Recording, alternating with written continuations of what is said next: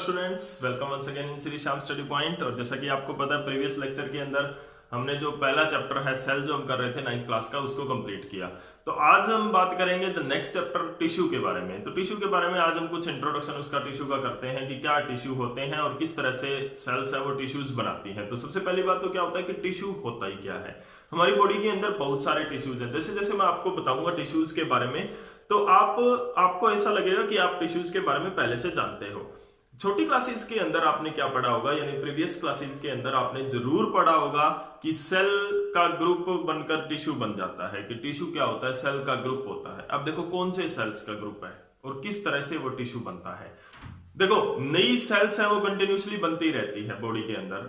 अगर हम प्लांट की बात करें तो थ्रू आउट द लाइफ बनती रहती है, और अगर एनिमल्स की बात करें तो उसके अंदर क्या है, through out the life growth तो बॉडी नहीं करती है, लेकिन उसके अंदर क्या होता है लिमिटेड ग्रोथ होती है। तो लिमिटेड इंटरवल तक तो सेल डिवाइड करती रहती है।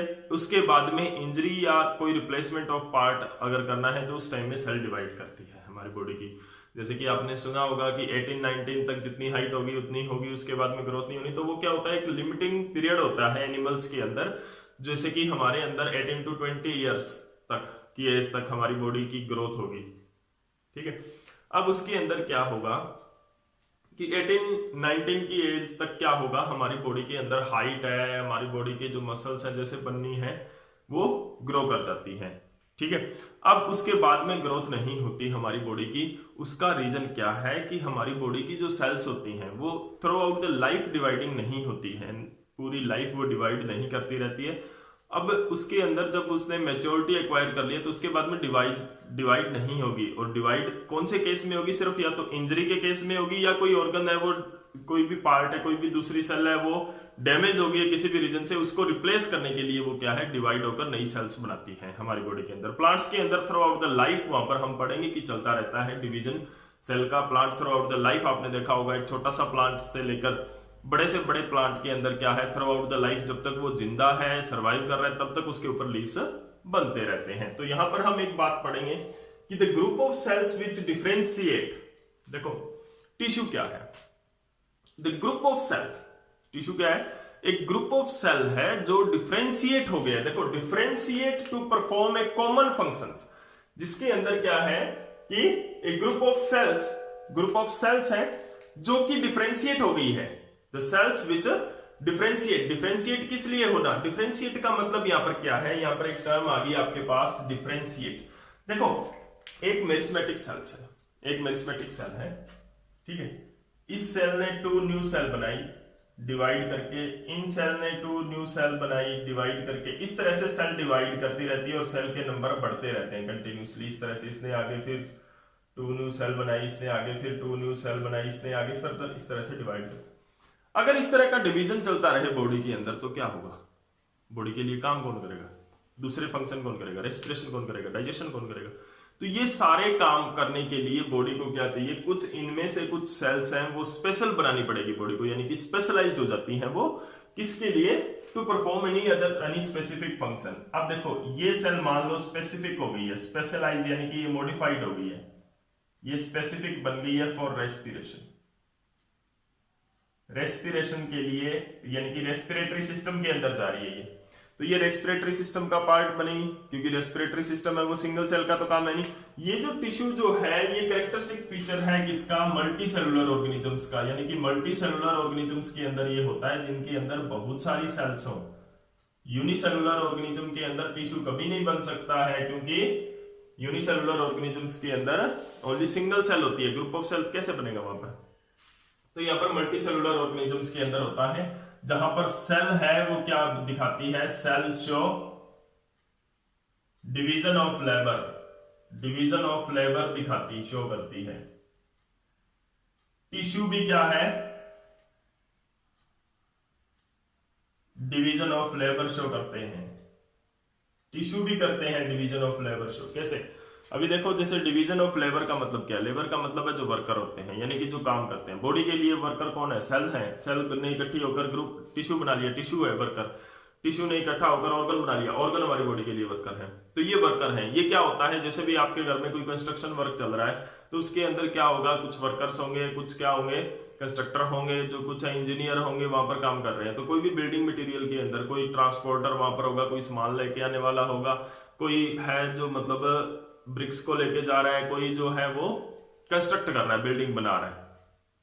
तो ये सारे लोग मिलकर क्या बनाते हैं, एक यूनिट बनाते हैं, लेकिन इनके अंदर जो लेबर है वो डिवाइड होती है, डिवीजन ऑफ लेबर होता है।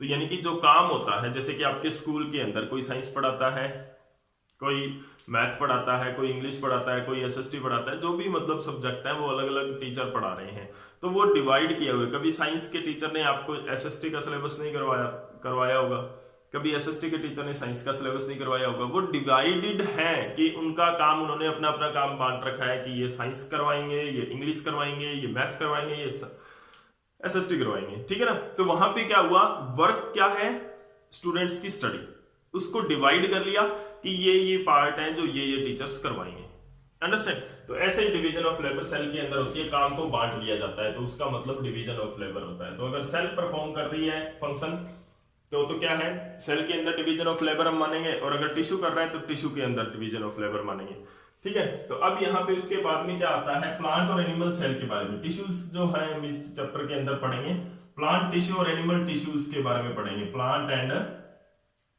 Animal tissue. देखो प्लांट और एनिमल टिश्यूज है वो बहुत ज्यादा एक दूसरे से डिफरेंट है, are different from each other, एक दूसरे से बहुत ज्यादा डिफरेंट है। अब ये क्यों है, वाई, क्यों डिफरेंट है एक दूसरे से, क्योंकि प्लांट्स के अंदर क्या है, लोकोमोशन नहीं होती। एक सिंपल सा एग्जांपल लेके मैं बता देता हूं, प्लांट्स को अंदर लोकोमोशन नहीं होती। लोकोमोशन का मतलब है एक जगह से खड़ा होकर, एक जगह से निकलकर प्लांट दूसरी जगह नहीं जाता है। एनिमल्स यानी हमारे अंदर होती है। अब उसके लिए क्या है, लोकोमोशन करने के लिए हमारे अंदर कोई ना कोई टिश्यू, कोई ना कोई ऑर्गन की जरूरत होगी। प्लांट्स के अंदर उस ऑर्गन की जरूरत नहीं होगी। प्लांट की बॉडी हार्ड होती है, हमारी बॉडी है वो सॉफ्ट होती है, तो ऐसा कोई टिश्यू होना चाहिए, ठीक है। हमारे अंदर मतलब जो भी ट्रांसपोरेटरी सिस्टम है, सर्कुलेटरी सिस्टम है, वो प्रॉपरली है, काम कर रहा है। प्लांट्स के अंदर ऐसा नहीं है। प्लांट्स के अंदर फ्लोएम, जाइलम दो ही टिश्यू हैं मेन, जो ट्रांसपोर्ट का काम कर रहे हैं, ठीक है। तो वो जो सिस्टम है लाइफ प्रोसेसेस जो करने का, देखो लाइफ प्रोसेस, प्लांट भी रेस्पिरेशन करता है, प्लांट भी एक्सक्रेशन करता है, वेस्ट मटेरियल को रिमूव करता है, प्लांट ग्रोथ करता है, प्लांट रिप्रोड्यूस करता है, प्लांट रिस्पॉन्ड टू स्टिमुली करता है, हर एक लाइफ प्रोसेस प्लांट भी करता है, लेकिन जो तरीका है वो अलग अलग है। जो प्रोसेसेस है लाइफ प्रोसेस करने के लिए, जो एक्टिविटी है, जो क्रिएटिविटी है प्लांट्स के अंदर और एनिमल्स के अंदर, वो अलग अलग है। तो यानी कि क्या है कि जो plants and animals, because this is because the plants and animals perform the life processes in different way, अलग अलग तरीके से वो करते हैं।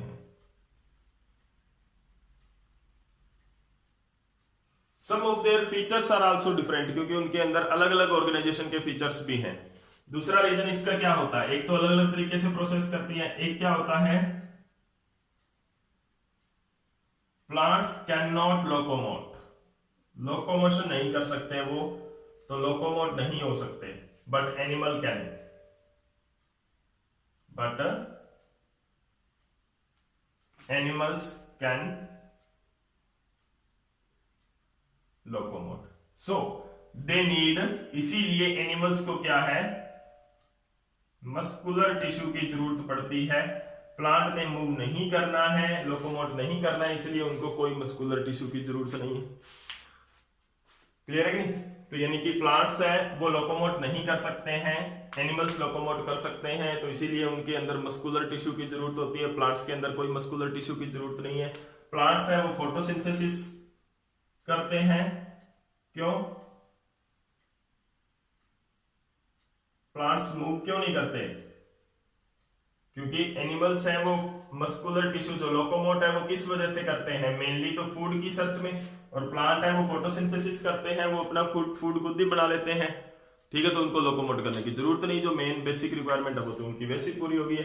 तो इस तरह से क्या होता है, जो प्लांट्स और एनिमल्स की जो स्ट्रक्चर है, बॉडी स्ट्रक्चर्स है, वो भी क्या होती है, डिफरेंट होती है। they have body structures, different body structures. So these are the some reasons why the animal tissue and plant tissues are different from each other. कि एनिमल और प्लांट टिश्यू है वो एक दूसरे से डिफरेंट क्यों होते हैं।